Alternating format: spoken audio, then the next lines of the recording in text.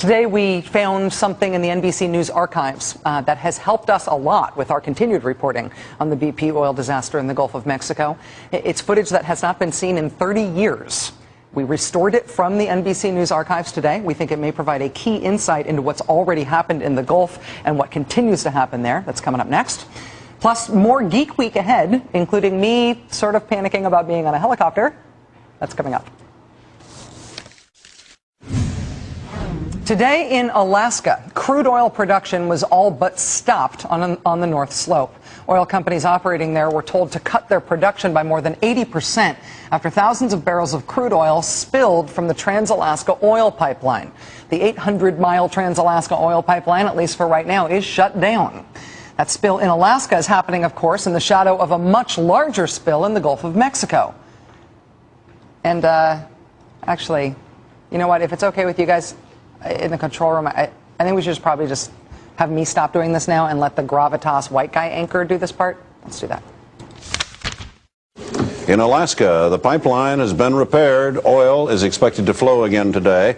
But that crack that developed Sunday allowed 1,500 barrels of crude oil to escape. 700 barrels recovered. And in the Gulf of Mexico, oil workers are trying to handle a much larger oil spill. A burning offshore oil well is dumping 30,000 barrels of crude each day into the Gulf. Was from 1979, June 13th, 1979. That NBC News anchor reporting on a pipeline spill in Alaska on the same day that an oil well was leaking out of control and burning in the Gulf of Mexico. 31 years ago, in June 1979, an oil well called the Ixtoc blew out in the Gulf of Mexico. It started spewing thousands of barrels of crude oil into the Gulf every day. And it's not just the disaster itself that should sound familiar to you, it's also the techniques that they were using at the time to try to contain the spill. To drop chemicals on the oil, but there is a shortage of aviation fuel down there.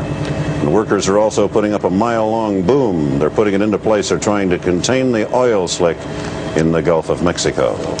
Chemical dispersants being spread across the Gulf by plane, mile-long booms being set up to contain the oil slick on the surface. If you close your eyes and you just listen to these news reports from 1979, you would be forgiven from thinking. The Ixtoc rig erupted in the middle of the night in 1979 in June as it was drilling for oil in the Gulf of Mexico. The drilling was being done by a company called Sedco. Sedco later became known as Transocean, the operator of the rig that blew up this year in the Gulf of Mexico. The reason the Ixtoc explosion turned into a massive uncontrolled leak 30 years ago is because the well's blowout preventer malfunctioned. Sound familiar?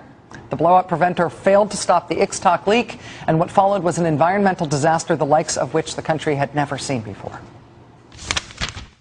Floating barriers are still being stretched across the waterway near South Padre Island to keep approaching oil from spoiling this popular sport fishing area, which is also vital to shrimp fishing and endangered wildlife.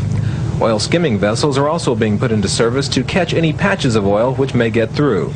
About 5 miles offshore, another team of private oil containment workers is prepared to intercept drifting oil before it gets to land. The Coast Guard has already said it will be impossible to get it all, and they're particularly concerned about oil moving underwater.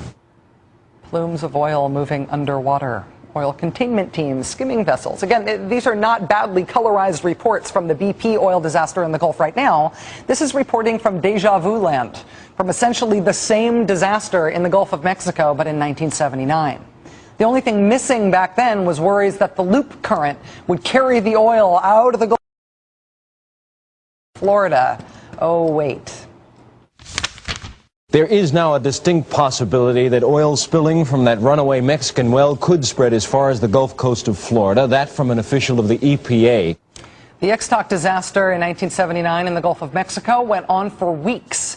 Then weeks turned into months. The reason it went on for so long is because even though oil companies were allowed to drill offshore like that, it turns out they didn't know how to stop a leak when disaster struck.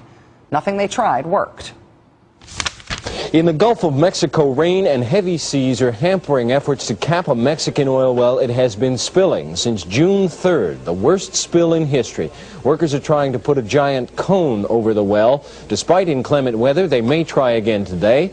trying to put a giant cone over the well. In 2010, this giant cone strategy is what we were sort of euphemistically calling the top hat. I wonder if they had a euphemistic name for it back in 1979. Mexican officials are calling it Operation Sombrero. Workers have been trying since the weekend to put a 300-ton steel cone over the mouth of the runaway well. Officials say once in place, the cone will collect up to 90% of the crude oil, which has been gushing from the well for more than 3.5 months. From 10,000 to 30,000 barrels a day have flowed into the Bay of Campeche and the Gulf of Mexico. As with BP's top hat, the Ixtoc spills, Operation Sombrero, ultimately failed to stop the leak. But they had other ideas back then that were sure to solve the problem. Ideas like shooting metal spheres into the well to cut the flow of oil. You might call that today a junk shot. They also tried pumping cement and salt water into the leaking well to try to jam it up. You might call that a top kill maneuver. Neither of those things worked. For months and months and months and months and months, the Ixtoc well continued to leak uncontrollably until 2 relief wells are still being drilled to relieve pressure on the blown-out well, so it eventually can be capped. Relief wells. 9 agonizingly long months after the Ixtoc well exploded, a pair of relief wells finally allowed the engineers to cap the leaking well. That was 31 years ago. I am 37 years old, and this happened when I was 6. Those haircuts are back in fashion. And the stuff that did not work back then is the same stuff that hasn't worked now. Same busted blowout preventer, same ineffective booms, same underwater plumes, same toxic dispersant, same failed containment domes, same junk shot, same top kill. It's all the same technology. The Ixtoc well, which couldn't be plugged for 9 months, was in roughly 200 feet of water. Now in 2010, we're using the same exact techniques to try to plug a well that is leaking in 5,000 feet of water. Now look, maybe this top kill maneuver will work. We obviously hope and pray that it does. Praying does seem wiser than hoping at this point. That said, as we reported earlier this hour, BP executive Doug Suttles says tonight that it looks like it's drilling mud and not oil. That is what's now coming out of the ruptured well, but they can't tell for sure. The thing that's essentially been guaranteed to work in the past is a relief well, and that's still months away from being complete. The oil companies keep talking about how technologically advanced they are. But what they've gotten technologically advanced at is drilling deeper.